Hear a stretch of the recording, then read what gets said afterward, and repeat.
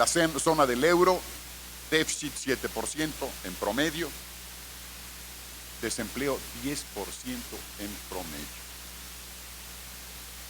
Por eso creo que podemos decir que Europa, la zona euro, que ya está en recesión, representa el centro de la preocupación mundial.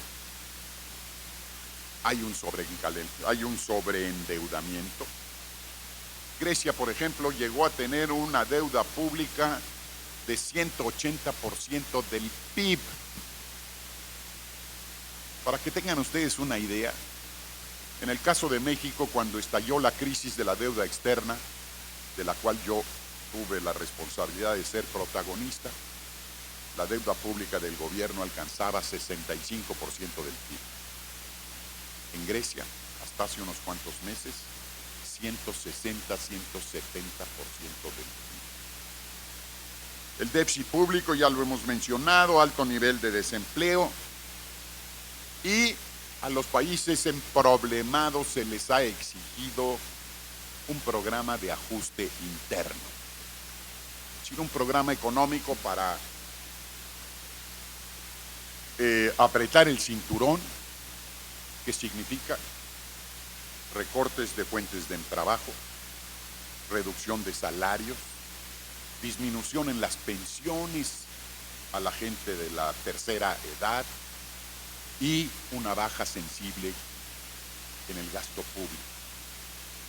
Y esto ha provocado, como era natural, resistencias muy importantes, casi la imposibilidad de cumplir con las metas que le han impuesto a Grecia, que le están imponiendo a España, que le impusieron a Irlanda y a Portugal para reducir el déficit público y recomponer la salud de la economía. Todo esto está provocando irritación social. Es decir, hay protestas cada vez más difíciles de controlar, en Grecia particularmente. En Italia hace apenas unos cuantos días hubo una manifestación violenta en contra de las medidas propuestas por el presidente Monti.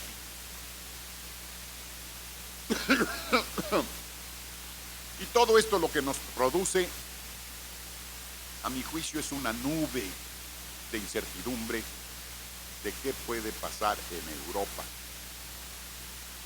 que ya se encuentra, lo decía yo hace un minuto, en un estado de franca recesión. El jefe de los economistas del Fondo Monetario Internacional hace 2 días declaró que vamos a tener por lo menos 10 años para recomponer la conducta de la economía mundial, principalmente en el caso de la zona euro. Ustedes recordarán, y si no se los platico, en México cuando estalló la crisis de la deuda externa, pasamos años difíciles y se habló de la década perdida, la década de los años 80. Yo no veo cómo Europa se va a salir de una década perdida en sus territorios, sobre todo del sur de Europa.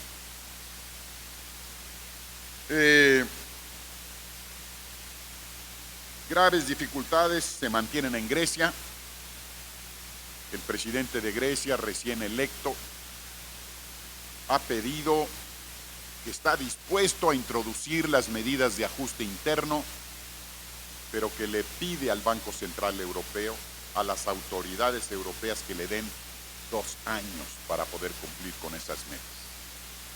Las autoridades supranacionales no le quieren dar ese margen, ese espacio adicional de tiempo a Grecia, sino que le imponen que lo debe establecer en el corto plazo. En Portugal tenemos situaciones semejantes, pero yo creo que la atención el día de hoy está concentrada en España.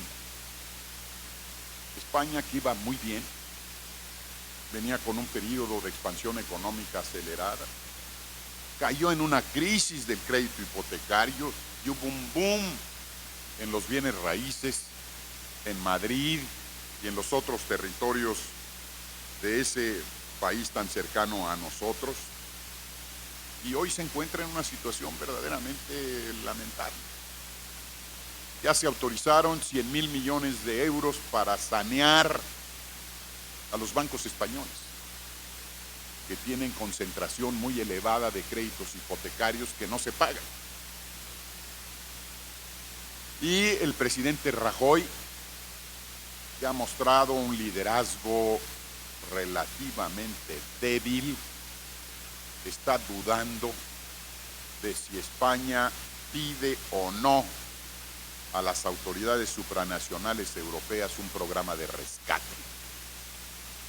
Un programa de rescate implica, ahora sí, entrar a ajustes internos muy severos y a perder soberanía, porque le van a imponer condiciones sobre las cuales probablemente el gobierno español no quisiera estar.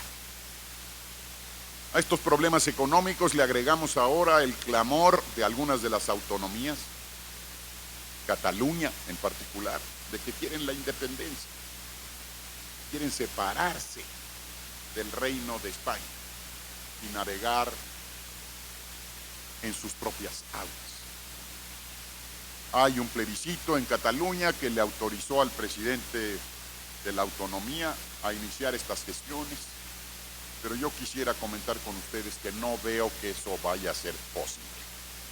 Sencillamente es un clamor que tiene largo tiempo, pero que difícilmente se va a poder cumplir.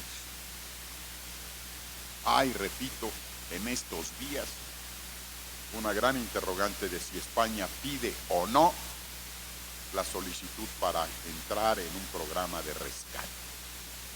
Programa de rescate que implica obtención de recursos adicionales, pero medidas internas muy severas y dolorosas para el pueblo español.